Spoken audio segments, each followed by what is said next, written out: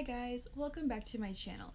If you're new and you like to hear about opinions, reviews, analyses, and ramblings on films, books, and TV shows, be sure to click that subscribe button for more content from me.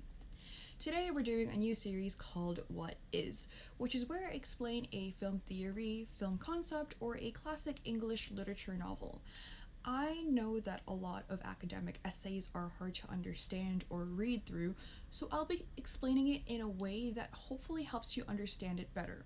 And the same goes for the English lit novel. Like, I'll provide a summary, some analysis, and even talk about why it's important to read. Today's What Is topic is on the male and the female gaze in visual media. So to explain the male gaze, I'll be looking at Laura Mulvey's 1975 essay, Visual Pleasure and Narrative Cinema. And to help explain this, I will also be referring to my lecture notes from my third year film theory class and the essay I wrote for that class on this topic. So buckle up and let's get into it. We'll start off first with a summary of the essay and why you need to know this. So, Mulvey's essay draws on psychoanalysis, and yes, I know you hear the word psychoanalysis, and yes, it's Freud, the same guy that decided that everybody wants to secretly bang their mothers. But okay, what Mulvey's doing is she's essentially explaining the work of the gaze in cinema, so the connections between gender and spectatorship, aka who is watching and who is being watched. So the whole point of her essay is to help you think critically as a film watcher about how the film is not only presented, but also how you're watching the film. And in her essay, she refers primarily to classical Hollywood films, the dominant classical style that was all about continuity, immersing in escapism, and the whole apolitical, very neutral stuff. But like, as a side note, like any film student worth their salt knows that after the golden age, films made in Hollywood tended to be a little bit more political. So let me get right into this. So I'm using this book, which is a film theory and criticism anthology of essays, and we have Laura Mulvey's essay in this one. So this is the book I'll be referring to when I read certain passages from her essay. So, the magic of the Hollywood style at its best, and of all the cinema which fell within its sphere of influence, arose, not exclusively, but in one important aspect, from its skilled and satisfying manipulation of visual pleasure. Unchallenged, mainstream film coded the erotic into the language of the dominant patriarchal order. And just gonna skip a few more lines down, where she says, "It is said that analyzing pleasure or beauty destroys it. That is the intention of this article." So let's unpack this introduction, alright? So part of the reason why we love watching films is that we like what we're seeing, aka we get visual pleasure. And there's two kinds of visual pleasure, which I will discuss later on. And Mulvey points out that these Hollywood films coded the erotic into the language of the patriarchal order. This is basically focusing mainly on woman's image and how she's meant to be looked at. And again, I will go more in depth about this later on. And she finishes her intro by stating her intention, which is that destroying the pleasure and beauty through analysis. And what this does is that it helps you watch critically, and think critically the next time you're watching any film. And again, I've already mentioned this before, but you're going to think about the connections between gender and spectatorship, aka who is watching and who is being looked at. So let's move on to the next section, which is the visual pleasure, aka scopophilia. So she mentions two forms of contradictory visual pleasure in section 2. And so what exactly are these visual pleasures that we get from watching narrative films? So the first is voyeuristic, which is where you derive pleasure from looking at the subject without the subject knowing. And let's go back to her essay where she talks about this. But the mass of mainstream film and the conventions within which it has consciously evolved portray a hermetically sealed world which unwinds magically, indifferent to the presence of the audience, producing for them a sense of separation and playing on their voyeuristic fantasy. And then just skipping a couple lines down, Although the film is really being shown, is there to be seen, conditions of screening and narrative conventions give the spectator an illusion of looking in on a private world. So again, this idea of looking, observing, and watching an object in this private world is pleasurable for us. Like, we like to watch other people, but if they catch us looking, the instinct is to look away, and then the pleasure is disrupted. So when you're watching a film, like, there's no chance of you being like caught watching by the subject because they're in this private and sealed world with the screen acting as a barrier. So in my lecture notes, it says that this is the visual pleasure associated with female characters. You like to watch them, you like to see them, and there's a way for you, like yourself, the audience, to separate from the other, which in this case is the female subject. So the second visual pleasure is called narcissistic, and this is where you derive pleasure from identifying with the ego ideal. Let's go back to her essay. She writes, the image recognized is conceived as the reflected body of the self, but its misrecognition as superior projects this body outside itself as an ideal ego. So again, going back to my lecture notes, basically the identification of the self, like the audience, spectator, with the other, in this case, which is the male subject. So why are they contradictory?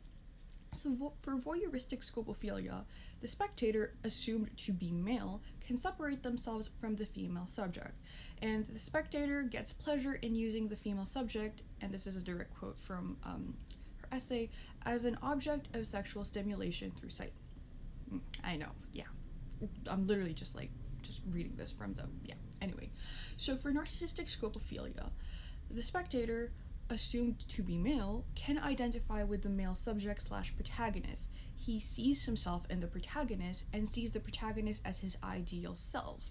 And again, like I said, Mulvey is referring to classical films, like films in the classical period, but she does acknowledge that there are female protagonists during this period, but like films predominantly feature like male protagonists. So those are the two kinds of visual pleasure, voyeuristic and narcissistic. And now let's move on to section 3, which is titled Woman as Image, Man as Bearer of Look, which is basically the main focus of the male gaze. Alright? So this is again in reference to classical cinema, and another way that my third year film theory professor put it is that this is also like the division of labor in classical cinema. So let's go back to her essay. The determining male gaze projects its fantasy onto the female figure, which is styled accordingly. In their traditional exhibitionist role, women are simultaneously looked at and displayed, with their appearance coded for strong visual and erotic impact, so they can be said to connote to be looked at-ness. And this is very straightforward. So the male gaze is active and the female is passive. The woman is meant to be looked at while the man does the looking. And in my lecture notes, it does also say that the male is associated with the narrative and woman is associated with a spectacle. So, like, what does this all mean? So usually the man propels the plot and does the action, and the woman's looks are to be admired. And again, I keep stressing that she's talking about films in the classical, golden age of Hollywood, but this also actually applies to modern films as well. So I'm putting up an image right now of Margot Robbie as Harley Quinn from Suicide Squad 2016. There's also this image of Megan Fox from Transformers, and like that's just a few of the many examples of like the whole idea of woman being a woman's role to be as the object to be admired. So, like, literally, again, just think of every shot in every single movie where the woman looks sexy in an unrealistic situation. And that's the spectacle. It's meant to be the sexual stimulation through sight, and it literally adds nothing to the plot. It's just there for visual pleasure. Okay, so let's move on to another passage from her essay. So she writes, traditionally, the woman displayed has functioned on two levels: as erotic object for the characters within the screen story, and as erotic object for the spectator within the auditorium. Translation, she's eye candy for everyone in the film, but also for the people watching the film. And there's, again, so many examples of this. This one I'm doing right now, I'm gonna play right now for you, is a clip of Madeline Klein from Glass Onion, you know? That shot of her arosing from the pool, that's very male gazy. And another concept I thought of while I was rereading this essay was the Smurfette principle. So just as a quick side note, the Smurfette principle is where there is one woman in a group full of men and she's there to be looked at. And we get this very nice example, I wouldn't say nice, but like it's an example of Princess Leia in her slave costume from the Star Wars trilogy. So obviously, like, that's not to say that the male protagonist is unattractive or not meant to be looked at, but like, what does Mulvey say about the male movie star? Well, she says something about it, and she says, a male movie star's glamorous characteristics are thus not those of the erotic object of the gaze, but those of the more perfect, more complete, more powerful, ideal ego conceived in the original moment of recognition in front of the mirror. So this goes back to the idea of narcissistic scopophilia. The male spectator sees himself in the male protagonist. He identifies with him, who is his more perfect ideal self. And the rest of the essay essentially just goes back to like psychoanalysis. Can you tell I really don't like psychoanalysis? Yeah, I don't. I'm pretty sure everyone who studied like any English or film theory does not like psychoanalysis because Freud. Anyway, so with psychoanalysis, Mulvey talks about the idea of castration anxiety and basically like women lacking in the male unconscious and how the male unconscious tries to escape this anxiety. And there's two ways, and it was mentioned in my lecture notes. So the first that my professor mentioned was sadistic voyeurism, which is where you subject the guilty person through punishment or forgiveness. And this is often associated with like the narrative because it requires a plot.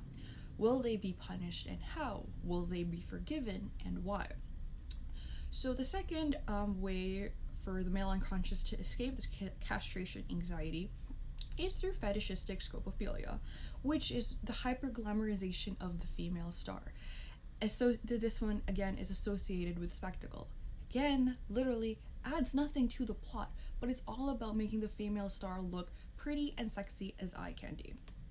So the essay concludes with Mulvey primarily looking at classical cinema films, which were also directed by presumably straight, white, cis male directors, because she used Alfred Hitchcock and Sternberg's films as examples in the essay.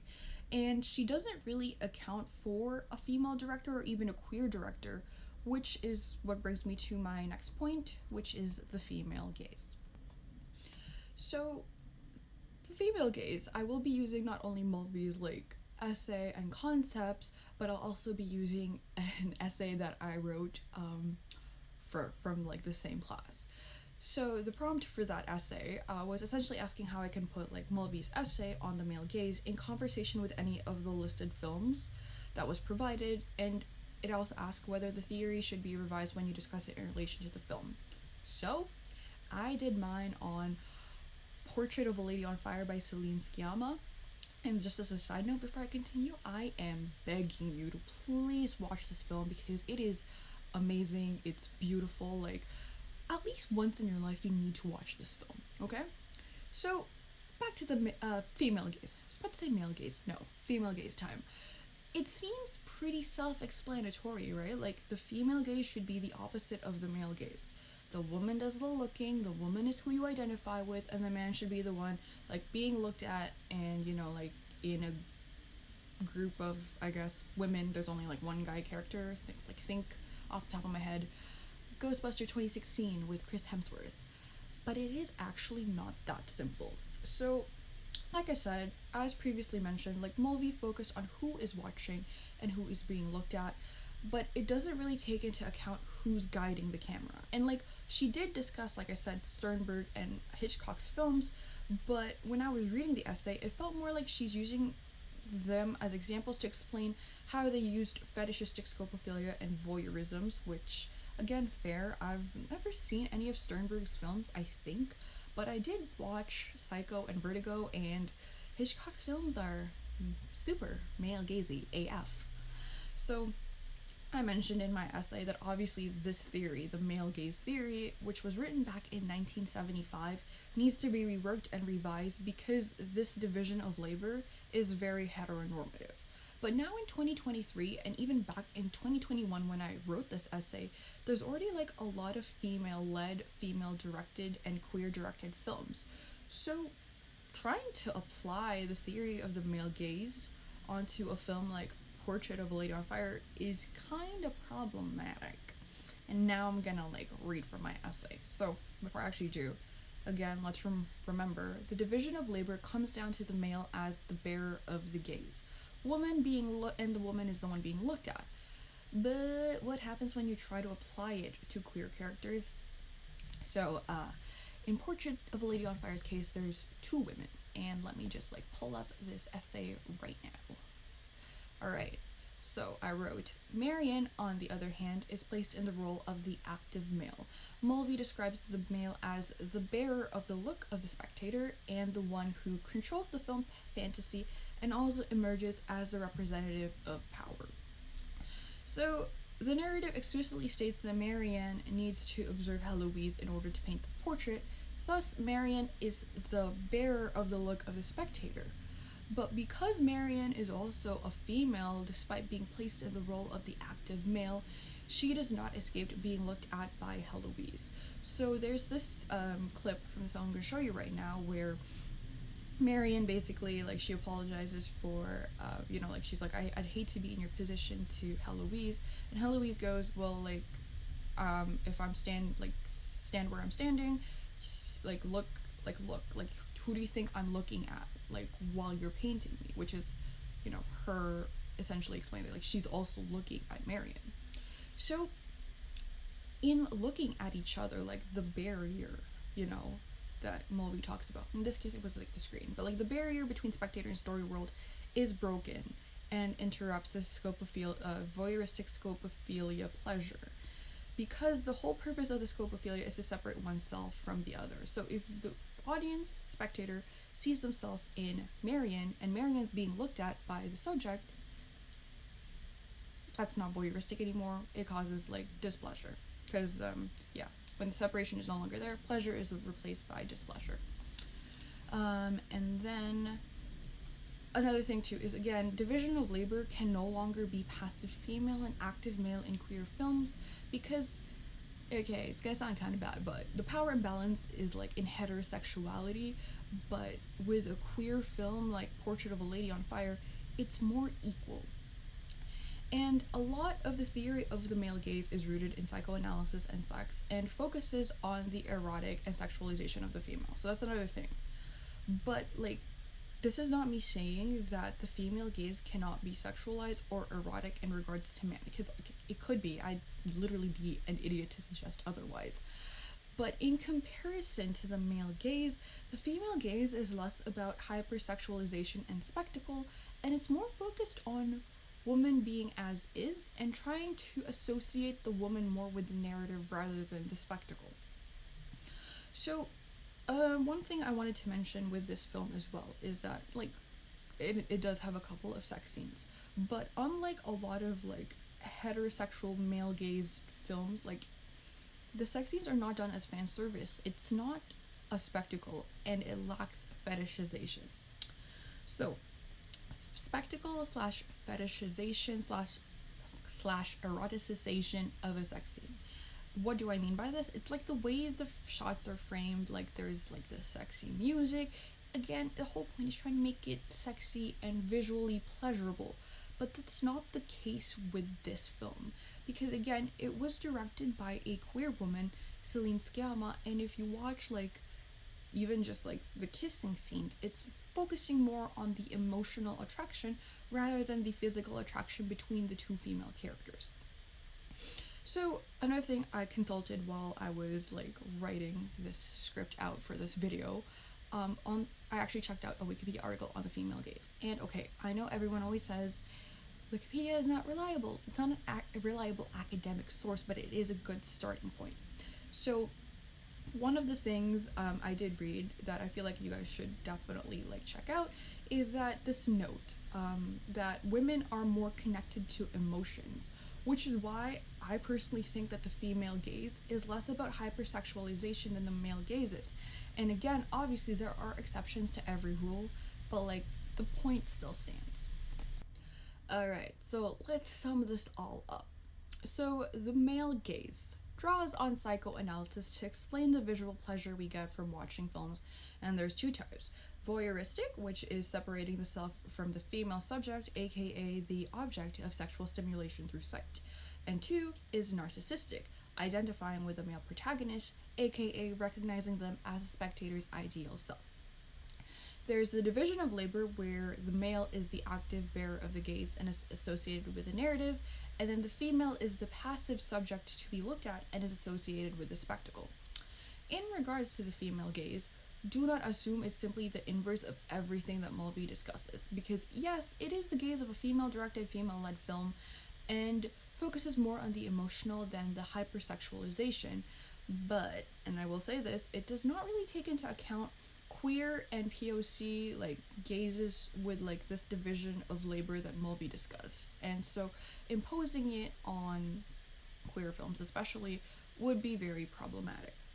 And why should you know about these concepts? Why should you care about them? Well, they help you think critically as a film watcher about how the film is not only presented but also how you're watching the film. And that's a wrap on the male and female gaze in media. So if you've got suggestions for other film theories, concepts, film history things, or even like English lit novels / plays like for me to discuss, feel free to comment down below. Send this video to your friends who might need help understanding these concepts, guys. And also, if you got suggestions on films, books, and TV shows that you'd like for me to talk about, like feel free to comment them as well. My next video will be a review on The Brothers Hawthorne by Jennifer Lynn Barnes, and it will be up by the end of the month. Thank you so much for watching, have an awesome day, and please don't forget to like, comment, and subscribe. See you guys next time. Bye!